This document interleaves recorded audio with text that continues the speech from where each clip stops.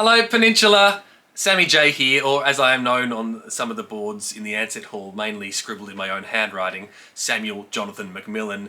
So excited that we are marking the 60th anniversary. Back in my day, 21 years ago, we were marking the 40th anniversary, so time has passed and the school has changed a great deal over the last half century.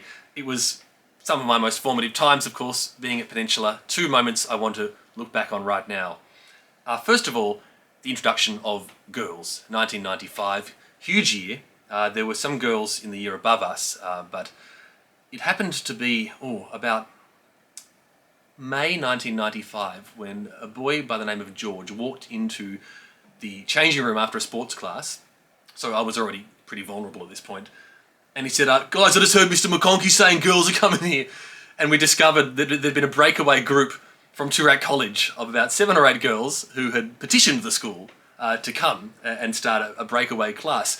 So dramatic and so controversial was this move that the principal, Ray Hill, had to write to us all individually as families to assure us that there'd been no headhunting. Peninsula had not gone out there and tried to scalp the girls. They had done it of their own free will. They decided the life of the cloisters was not for them, and they came to us. That wasn't the most dramatic thing, though, because as somewhat of a more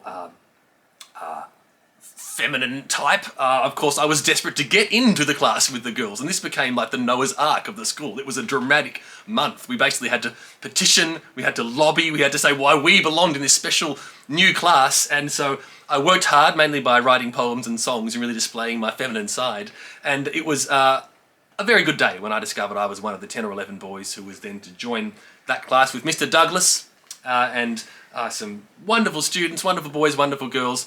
For me, it was a huge change. For me, for whatever reasons, better or worse, the school became a much more welcoming place and a much more comforting place when there were more girls on campus, and I got to see that continue and grow throughout my time there. Which brings us to the other dramatic moment that I saw in terms of the school's history, which was the introduction of the internet. Now, I consider myself very lucky. I'm part of that small, because most of the students, current students watching this right now, you've only ever known the internet. For you, the idea of information being plucked from the mid-air on Wi-Fi is just normal. Well, not for us. No, if we wanted information back in 1997, we had to walk to the resource centre and read a book. And then the internet, like I remember, I can't stress this enough, there was a day where there was no internet at Peninsula. Then there was a day where there was internet, there was a switch-on day.